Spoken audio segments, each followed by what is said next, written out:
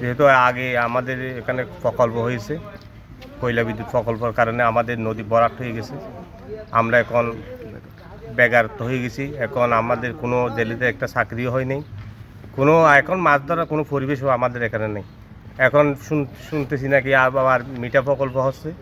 যদি আবার মিঠা প্রকল্প যদি হয় তাহলে একটা যে এটা বাসিবার আশা ছিল এটাই যদি শেষ হয়ে যায় তাহলে আমরা কী করে বাঁচবো।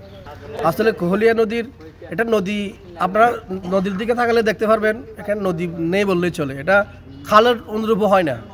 অর্থাৎ কোহলিয়া নদীর নব্যতা এমনভাবে বিলীন হয়ে গেছে, এখানে জেলেরা মাছ ধরার দুরবস্থা।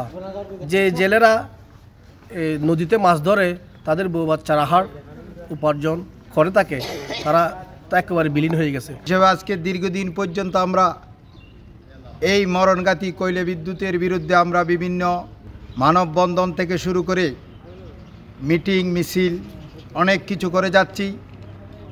মানুষের যে জীবন জীবিকা সুরক্ষার কাজ আমরা করে যাচ্ছি, কিন্তু অত্যন্ত পরিতাপের বিষয় আমরা বারবার সরকারকে বিভিন্ন রকম প্রতিবাদের মাধ্যমে আমরা জানিয়ে দিয়েছি, কিন্তু তারা আমাদেরকে আশ্বাস দিয়েও বারবার প্রতারণা করে আবার শুনতেছি মিডা নামের একটি প্রকল্প নিয়ে পুরো মহেশখালীকে গিলে খাওয়ার চিন্তা করতেছে। কোহলিয়া নদী তাই জানলে আর সাইড বাই আছি, সাইড বাই মানে এখন ওই জাল যখন করি না এখন প্রকল্প যখন বের নিয়ে আর দুই ভাই এখন অন্য সাইডে গিয়ে আর দুই ভাই আর এটা লড়া রাখ এখন আর সামনে যখন মিঠা প্রকল্প যখন আইয়ের এখন ইন যখন সরকার তো সাইডে মিঠা প্রকল্প যখন নয় আর যখন জেলে যেন বাঁচিন পারির এখন মরার পথত গিয়ে গই আবার যদি মিঠা প্রকল্প যদি হয় তাহলে আর জেলে এটা বাঁচিবার আর কি নেই, সুযোগ নাই।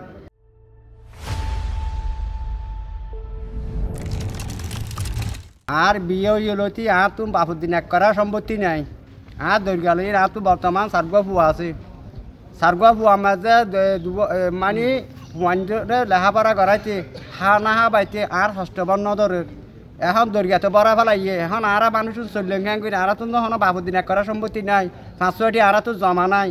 আর এটা কইলা বিদ্যুৎ যিনি হাত চলের মানুষ আনে তো উত্তরবঙ্গত তুন আর মুশকিলিত তুন আর কিন্তু জায়গা না অর্থাৎ তো বসে আর কর্মী হিসাবে ব্যবহার নগরের তারা মানুষ তুমি দৈর্ঘ্য তো মাছ না পাইলে কর্মী হিসাবে ব্যবহার করি না পাইলে আর মানুষ বাথরুম কেন করে খাইম আর কি নাকি চুরি করতে যে নাকি ডাহাতি করছে মারার তো বয়স গিয়ে গই বুড়া বছর দেখাম ভরে গিয়ে গই দাঁড়ি উঠে তো ওনারা সন আর বয়স্ক দূর হইয়া বিবেক করি ওনারা হয়ে নাই তো বাল মানুষ এখন সরে সরিয়ে না জানি আর গিয়া মাস্টার তরতে ফুয়াবার মানুষের তো না সাঁদা তুলি ফুয়ার ফন্না পারে দেখে আর যেটা মাছ চাই না পারি এখন বর্তমান আগত দিয়ে আরা বেশি মাছ ধরতাম এ কোহলিয়া নদীর তুন বেশি গভীর আছিল, বেশি বেশি মাছ পাইতাম আর সংসার চলতে যে কোহলিয়া নদীর মাছ ধরিয়ে এ কোহলিয়া নদীর মেজা আর যে সময়ত কয়লা বিদ্যুৎ আসছে কয়লা বিদ্যুৎ আইনের ফরেতে কোহলিয়া নদী যখন বাড়াটো গিয়ে বাড়াটানোর পরে আর মাছ টাছ ধরি না পারে, কোনো ধরনের মাছ ধরিবার সুযোগ নাই। তো আর অনেক কষ্টত আছি আর জেলে তো বিশেষ করে আর সরকারের কাছে আবেদন জানাইতো শুধু এই যে মিলা প্রকল্প যা আইয়ের বলে হয়তো ফোনের এবার যদি এবার নয় বেলা বলি ইয়ান বেশি বেশি অনুরোধ লাগে। কয়লা বিদ্যুৎ কর্ম শুরু হওয়ার পরে দেখি যে আমাদের কোহেলিয়া নদীটা ভরাট হয়ে গেছে, এখানে যারা জেলে ছিল তাদের কর্মসংস্থান সংকুচিত হয়ে গেছে।